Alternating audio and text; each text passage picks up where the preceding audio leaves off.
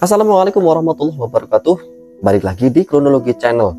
Pada hari Jumat tanggal 10 Februari tahun 2023, seorang pemuda asal Lumajang, Jawa Timur yang bernama Joto pergi bertamu ke rumah tetangganya yang bernama Sahid. Setelah Joto ini sampai di rumahnya si Sahid, tiba-tiba Joto langsung mengeluarkan sebilah celurit dan membacok leher Sahid hingga leher Sahid ini nyaris terputus. Walhasil Sahid tewas seketika. Kira-kira motif apa ya yang membelatar belakangi pembacokan ini? Nah, makanya simak video ini sampai selesai.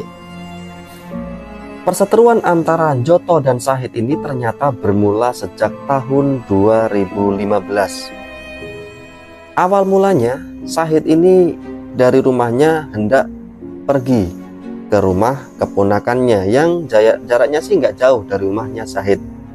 Nah, si Sahid ini entah karena alasan apa, dia itu pergi ke rumah keponakannya itu sambil membawa sebilah celurit.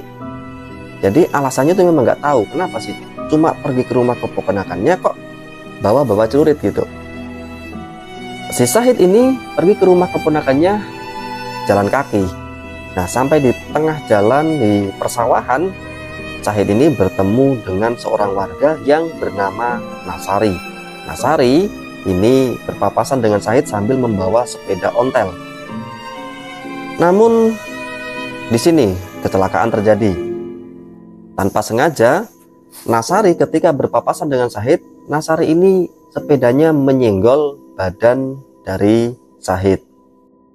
Karena Sahid ini tidak terima badannya disenggol oleh Nasari, tiba-tiba Sahid langsung mengeluarkan sebilah celurit dari dalam bajunya dan langsung dibacokkan ke tangan Nasari. Walhasil Nasari ini tangannya terluka parah sampai dirinya ambruk dan mencoba melarikan diri dengan merangkak. Namun si Sahid ini nggak tinggal diam. Melihat si Nasari ini mencoba merangkak melarikan diri, dia langsung kejar si Nasari dan langsung membacokkan celuritnya ke arah tubuh korban hingga berkali-kali sampai korban tergeletak tidak berdaya. Setelah korban ambruk dan bersimbah darah, si Sahid langsung meninggalkan Nasari dalam kondisi sekarat dengan bersimbah darah. Nah, ketika si Sahid ini pergi meninggalkan Nasari, sampai di tengah jalan dia bertemu dengan Kades Sruni, yaitu kepala desa wilayah setempat, dan tiba-tiba dia mengakui kalau dirinya itu habis membacok Nasari. Nah, dari keterangan dari Sahid inilah Kades Sruni Lumajang, Jawa Timur akhirnya membawa Sahid ini menuju ke kepolisian. Sampai di kepolisian, langsung nih Kades Sruni menghubungi warga setempat untuk menolong si Nasari yang masih dalam kondisi sekarat di persawahan dan langsung dilarikan ke rumah sakit. Setelah sampai di rumah sakit, karena jarak rumah sakitnya agak jauh nih ya, nah di sana langsung Nasari ini mendapat pertolongan. Tapi si Nasari ini karena lukanya cukup parah, akhirnya dia dirujuk ke rumah sakit yang lebih besar. Nah, sampai di sini Nasari ini punya anak yang bernama Joto, yang kondisinya pada saat itu sedang bekerja di Malaysia. Karena ayahnya dalam kondisi kritis, si Joto ini dikasih kabar bahwa ayahnya habis dibacok oleh tetangganya sendiri. Walhasil Joto memutuskan untuk pulang dan menjenguk ayahnya. Akhirnya sampai Joto ini sampai di rumah, dan si Nasari ini sempat dirawat di rumah sakit selama 6 hari. Naas, nyawa Nasari tidak tertolong. Lah, dari sinilah si Joto ini punya satu dendam kesumat kepada pembunuh ayahnya, yaitu si Sahid. Setelah si Sahid ini ditangkap oleh pihak kepolisian, kemudian masuk ke meja pengadilan, akhirnya Syahid divonis 14 tahun penjara.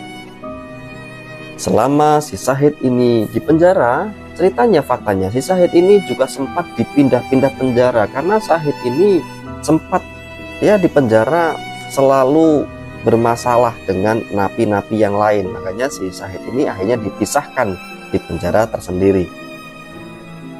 Dan entah karena keringanan atau apa ya, itu informasi yang memang kita coba cari tapi nggak ketemu nih.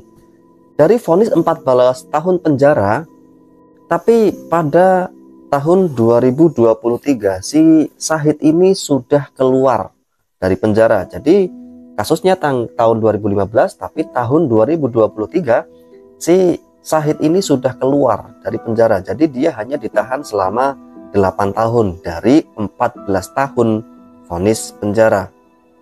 Nah, walaupun si Syahid ini sudah divonis 14 penjara, kemudian sudah menjalani masa hukuman selama 8 tahun, ternyata dendam dari Njoto selaku anak dari Nasari ini tidak kunjung mereda. Jadi emang dia itu dendam banget nih. Dan ketika si Njoto ini melihat Nasari lewat depan rumahnya setelah dia dihukum dari penjara, Njoto akhirnya muncul nih, tiba-tiba muncul hasrat untuk membalas dendam ayahnya. Walhasil dia langsung pergi ke rumah temannya, meminjam sebilah celurit, dan temannya ini diminta oleh Njoto untuk menemani dirinya ke rumah Syahid. Dan rumah Syahid dan rumahnya si Njoto ini hanya berjarak sekitar ya 100 meter lah. Sesampainya di rumah Syahid, si Njoto ini bilang kalau dirinya itu cuma bertamu aja. Dan ternyata si Syahid ini pun sudah merasa curiga kepada Njoto, karena memang si Syahid ini tahu nih kalau Njoto ini memang punya dendam sama dirinya. Nah, setelah si Njoto ini dipersilakan masuk oleh Syahid, nah, Syahid ini sudah tanggap. Dia itu mencoba berdiri dari kursi, kemudian mau menuju kamarnya untuk mengambil celurit milik dirinya. Tapi belum sampai si Syahid ini sampai di kamarnya, Njoto langsung melayangkan celurit yang dia bawa ke arah leher Syahid hingga leher Syahid ini nyaris terputus. Alhasil korban tewas di tempat. Dan setelah melakukan aksi pembunuhan kepada Syahid, Njoto ini udah merasa puas nih, dia udah merasa membalaskan dendam ayahnya. Kemudian dia pergi dari lokasi kejadian. Nah, kemudian jasad si Syahid ini pertama ditemukan oleh putrinya, putri satu-satunya. Dia putri satu-satunya itu sempat berteriak-teriak minta tolong, tapi karena keadaannya pas hari itu adalah hari Jumat, di mana banyak orang-orang di situ sedang melakukan ibadah sholat Jumat, jadi nggak ada yang dengar. Sedangkan istri dari Syahid ini tergolek di kamar tidur dalam kondisi stroke. Nah, akhirnya setelah terjadi kasus pembunuhan inilah si Njoto ini juga ditangkap oleh kepolisian. Kemudian kasusnya diserahkan ke pengadilan, dan sampai sekarang sih infonya kita belum dapat info nih si Njoto ini divonis berapa tahun. Oke gengs, itu kronologi kejadian kasus pembunuhan yang dilatari oleh balas dendam. Nah, polisi pun juga melakukan semacam pengamanan ekstra, takut kalau nanti antara kedua keluarga ini ada aksi saling balas dendam lebih lanjut. Jadi sampai beberapa hari itu polisi selalu menjaga di wilayah kejadian. Oke, jangan lupa dukung channel kami melalui like, komen, dan subscribe. Sampai jumpa di ulasan kasus-kasus mengenaskan dan mengerikan berikutnya. Wassalamualaikum warahmatullahi wabarakatuh.